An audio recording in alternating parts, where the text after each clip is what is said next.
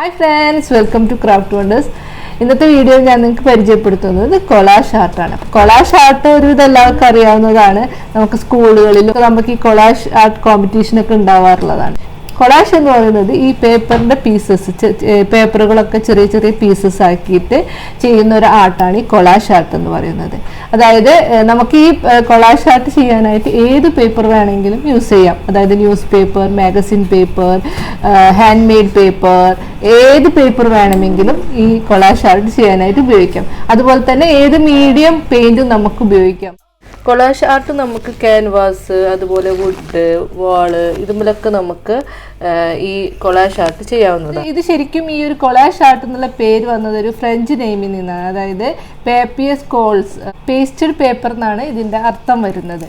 അപ്പോൾ ആ ഒരു ഫ്രഞ്ച് നെയിമിൽ നിന്നാണ് ഈ ഒരു കൊളാഷ് ആർട്ട് എന്നുള്ള ഒരു പേര് വരുന്നത്. നമ്മുടെ പിക്കാസോ അതുപോലെ ജോർജ് ബ്രാക്കോ ഒക്കെ അവരുടെ പെയിൻറ്റിങ്ങിലൊക്കെ ഈ ഒരു മെത്തേഡ്, അതായത് നമ്മുടെ കൊളാഷ് ആർട്ട് എന്നുള്ള ഈ പേപ്പർ പീസ് കീറിയിട്ടൊക്കെ ഉള്ള മെത്തേഡ് അവർ ഉപയോഗിച്ചിരുന്നു എന്നാണ് പറയപ്പെടുന്നത്. ഈ കൊളാഷ് ആർട്ട് ഏറ്റവും കൂടുതൽ അറിയപ്പെട്ടു തുടങ്ങിയത് 1962 അമേരിക്കയിലുള്ള ആർട്ടിസ്റ്റുകൾ ന്യൂ റിയലിസ്റ്റിക് എക്സിബിഷൻ എന്ന പേരിൽ ഒരു പോപ്പ് ആർട്ട് എക്സിബിഷൻ സംഘടിപ്പിക്കുകയും അങ്ങനെയാണ് ഈ ഒരു കൊളാഷ് ആർട്ട് പിന്നീട് ഇങ്ങനെ വന്നു തുടങ്ങിയത്. അങ്ങനെ ഇതൊരു മോഡേൺ ആർട്ട് എന്നാണ് ശരിക്കും ഈ കൊളാഷ് ആർട്ടിനെ പറയുന്നത്. അങ്ങനെ പ്രത്യേകിച്ച് അങ്ങനെയൊന്നുമില്ല, നമുക്ക് ഇഷ്ടമുള്ള എന്തെങ്കിലുമൊക്കെ പേപ്പറൊക്കെ വെച്ച് എന്തെങ്കിലുമൊക്കെ ചെയ്യാനുള്ളതാണ്.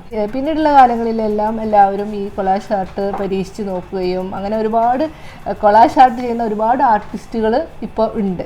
സിമ്പിളായിട്ടുള്ള ഒരു ആർട്ടാണ്. ഇത് വെച്ചിട്ട് നമുക്ക് എന്തും ചെയ്യാം. ഒരു സബ്ജക്റ്റ് എടുത്തുകൊണ്ട് നമുക്ക് കൊളാഷ് ആർട്ട് വെച്ച് ചെയ്യാം, അല്ലെങ്കിൽ ഒരു സീനറി ചെയ്യാം, അല്ലെങ്കിൽ ഒരു ഫേസ് ചെയ്യാം, അല്ലെങ്കിൽ ഒരു അങ്ങനെ ഒരുപാട് കാര്യങ്ങൾ കൊളാഷ് ആർട്ട് വെച്ചിട്ട്. വീഡിയോയിൽ ഞാൻ എൻ്റെ മോളൊരു കൊളാഷ് ആർട്ട് ചെയ്തിട്ടുണ്ടായിരുന്നു. അപ്പോൾ അത് ഞാനൊരു വീഡിയോ ആക്കിയിട്ട് എടുത്തിട്ടുണ്ടായിരുന്നു. അപ്പോൾ അതാണ് ഇന്നത്തെ വീഡിയോയിൽ ഞാൻ നിങ്ങൾക്ക് ഷെയർ ചെയ്യുന്നത്.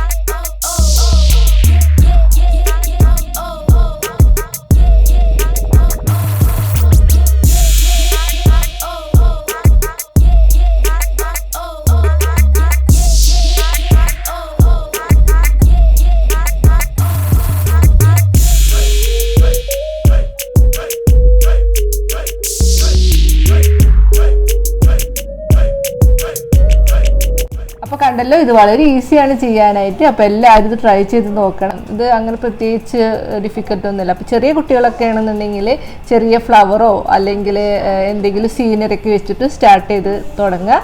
അങ്ങനെ നമുക്ക് ഈസി ആയിട്ട് കൊളാഷ് ആർട്ട് ചെയ്യാവുന്നതാണ്. അപ്പോൾ എല്ലാവരും ഇത് ട്രൈ ചെയ്ത് നോക്കുക. എന്നിട്ട് ചെയ്തിട്ട് എനിക്ക് ഫോട്ടോസൊക്കെ അയച്ചു തരണം. എനിക്ക് ക്രാഫ്റ്റ് വണ്ടേഴ്സ് എന്ന് പറഞ്ഞിട്ട് ഇൻസ്റ്റഗ്രാമിലുണ്ട്, ഫേസ്ബുക്കിലുണ്ട്. അപ്പോൾ നിങ്ങൾ ആദ്യമായിട്ടാണ് എൻ്റെ വീഡിയോ കാണുന്നതെങ്കിൽ സബ്സ്ക്രൈബ് ചെയ്യാൻ മറക്കരുത്. അതുപോലെ തന്നെ ഇഷ്ടമായ ലൈക്ക് ചെയ്യുക, ഷെയർ ചെയ്യുക, സപ്പോർട്ട് ചെയ്യുക. അപ്പോൾ ഇനി നെക്സ്റ്റ് വീഡിയോയിൽ കാണാം.